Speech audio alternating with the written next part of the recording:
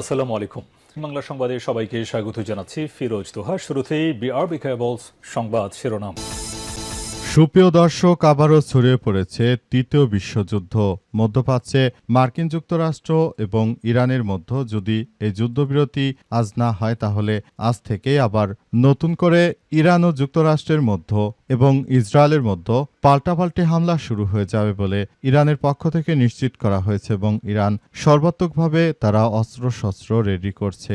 যে কোনো মুহূর্তে আবার দখলদার মার্কিন যুক্তরাষ্ট্রের বিরুদ্ধে তারা ভয়াবহ আক্রমণ শুরু করবে। আক্রমণের তীব্রতা এতটাই বাড়তে পারে যে দখলদার ইসরায়েলি বাহিনী তারা কল্পনা করতে পারছে না যে কি হতে চলেছে। পরিস্থিতি খুবই ভয়াবহ আকার ধারণ করতে চলেছে। সবকিছু তছনছ হয়ে যাচ্ছে। দখলদারদের মাটির সঙ্গে মিশিয়ে দিচ্ছে ইরানের ইসলামী বিপ্লবী গার্ড বাহিনীর সদস্যরা। দখলদারদের কোনোভাবেই ছাড় দেওয়া হবে না বলে নিশ্চিত করা হয়েছে। পরিস্থিতি এতটাই জটিল আকার ধারণ করেছে যে আবারও ভয়াবহ যুদ্ধ শুরু হতে যাচ্ছে।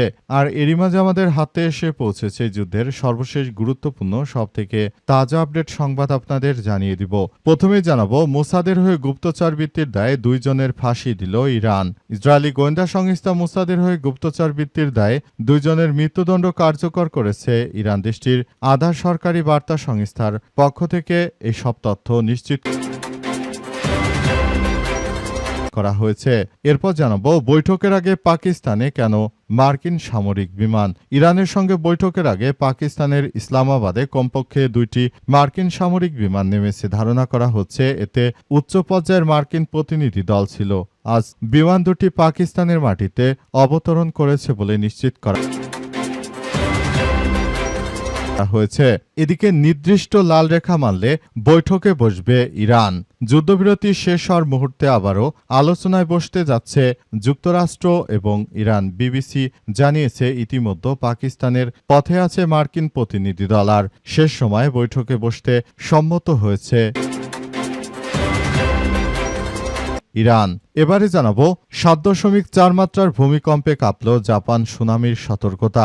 জাপানের ইওয়াতে উপকূলবর্তী সমুদ্রে 7.4 মাত্রার একটি শক্তিশালী ভূমিকম্প অনুভূত হয়েছে। এর ফলে দেশটির উত্তর পূর্বাঞ্চলের উপকূলীয় বিস্তীর্ণ এলাকা জুড়ে সুনামির সতর্কতা জারি করা হয়েছে। খবর বিবিসির। এবং সর্বশেষ জানাবো একটি দেশের সংবাদ। মেহেরপুরে বিএনপি নেতাকে গুলি। মেহেরপুরে গাংনী উপজেলার সাহারবাটি গ্রামে বিএনপি নেতা মুকুল হোসেনকে গুলি করা হয়েছে। আজ ভোর 5টার দিকে কোথুলি সড়কের সাহারবাটি ও ভোটারপাড়া মাঝামাঝি কাশেম মোড় নামক স্থানে এই গুলির ঘটনা ঘটে এবং গুলি করে পরিস্থিতি অত্যন্ত জটিল করে দেওয়া হয়েছে। প্রিয় দর্শক, এতক্ষণ শুনছিলেন সংবাদ শিরোনাম, এবারে বিস্তারিত। তবে তার আগে বন্ধুরা, অনুরোধ থাকবে এই সংবাদটিতে একটি লাইক দিন। এই চ্যানেলে আপনি নতুন হয়ে থাকলে আমাদের সংবাদটি দেখতে দেখতে চ্যানেলটি সাবস্ক্রাইব করে রাখুন। কমেন্ট করে বন্ধুরা আপনার মূল্যবান মতামত জানিয়ে দিন আপনি বিশ্বের কোন দেশ থেকে বা বাংলাদেশের কোন স্থান থেকে আমাদের সংবাদটি দেখছেন এবং শুনছেন। আর বন্ধুরা, সংবাদটি আপনার সোশ্যাল মিডিয়া ফেসবুকে শেয়ার করে বন্ধুদেরও দেখার সুযোগ করে দিন। গাজা যুদ্ধে আপনি যদি নিরীহ ফিলিস্তিনিদের ভালোবেসে থাকেন, কমেন্টে ইয়েস লিখে পুরো বিশ্বকে আমাদের এই সংবাদটি দেখার সুযোগ করে দিন। এবারে বিস্তারিত। মোসাদের হয়ে গুপ্তচর বৃত্তির দায়ে 2 জনকে ফাঁসি দিল ইরান।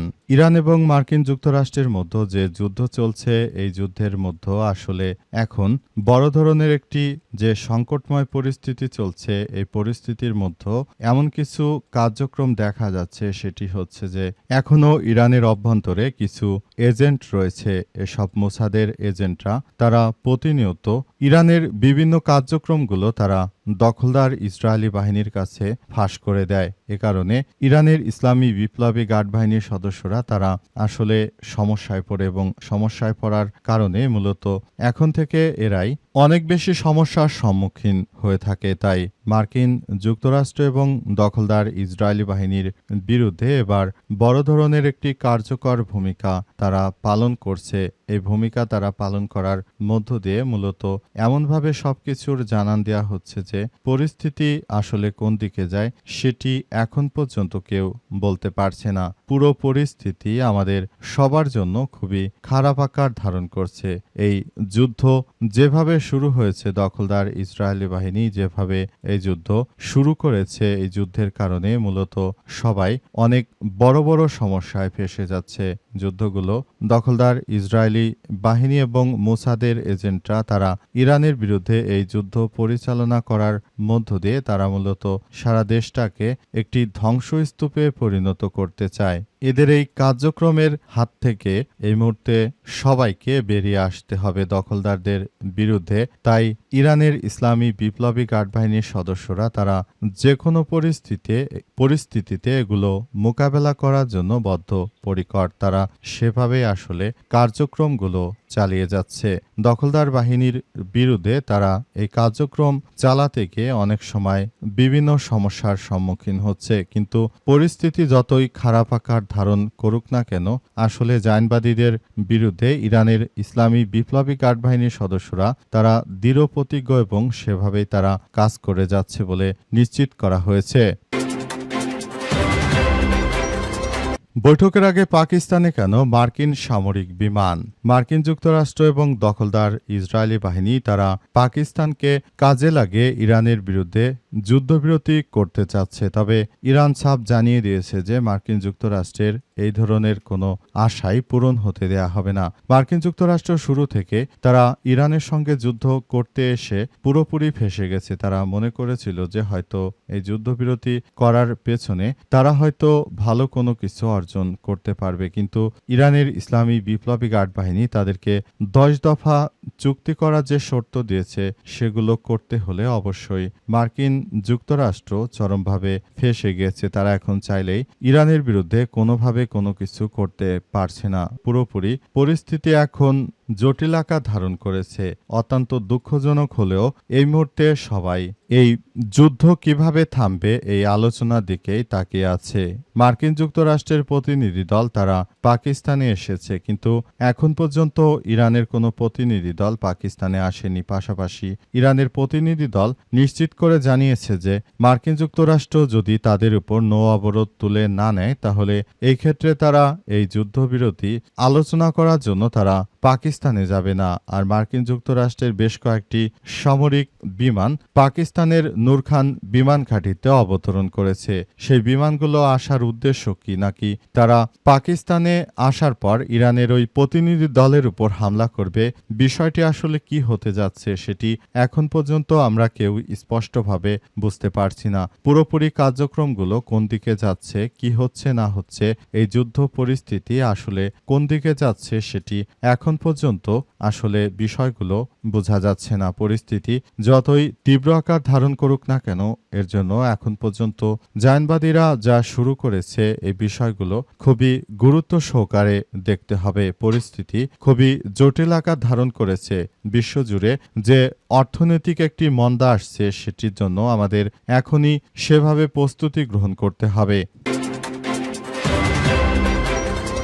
নির্দিষ্ট লাল রেখা মানলে বৈঠকে বসবে ইরান। যুদ্ধবিরতির শেষ মুহূর্তে আবারও আলোচনায় বসতে যাচ্ছে যুক্তরাষ্ট্র। ইরান বিবিসি জানিয়েছে যে ইতিমধ্যে পাকিস্তানে এসেছে মার্কিন প্রতিনিধি দল, আর শেষ সময় বৈঠকে বসতে সম্মত হয়েছে ইরান। তবে দেশটির পক্ষ থেকে কয়েকটি শর্তের কথা জানা গেছে।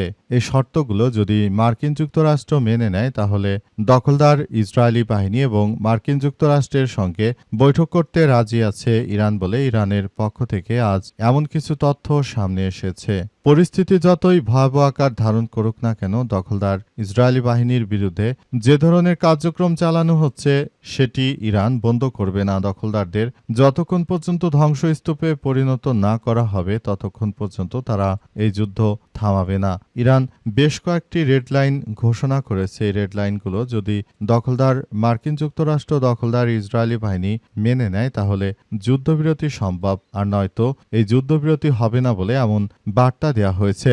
বর্তমান পরিস্থিতির মধ্য দিয়ে দখলদার ইসরায়েলি বাহিনী যে ধরনের কার্যক্রম শুরু করেছে এটি কোনোভাবেই মেনে নেওয়া যায় না। দখলদাররা শুরু থেকে এই পর্যন্ত আসলে যেসব কার্যক্রম তারা চালিয়ে যাচ্ছে এটি কোনোভাবেই মেনে নেওয়া হবে না। পুরো মধ্যপ্রাচ্য জুড়ে ইহুদিবাদী ইসরায়েল ও মার্কিন যুক্তরাষ্ট্র ইরানের বিরুদ্ধে যেসব ভয়ঙ্কর ষড়যন্ত্র করেছিল তাদের প্রায় প্রতিটি ষড়যন্ত্রেরই যথাযথ উত্তর দিয়েছে ইরানের ইসলামী বিপ্লবী গার্ড বাহিনী। আর নতুন করে যুদ্ধবিরতি হলেও যুদ্ধবিরতি শেষ হওয়ার সঙ্গে সঙ্গে মার্কিন যুক্তরাষ্ট্র যদি তার আগে ইরানে আক্রমণ চালায় এজন্য সেভাবে প্রস্তুতি নিয়ে রেখেছে ইরানের ইসলামী বিপ্লবী গার্ড বাহিনীর সদস্যরা। তারা এই পরিস্থিতি মোকাবেলা করার মধ্য দিয়ে এগিয়ে যাচ্ছে।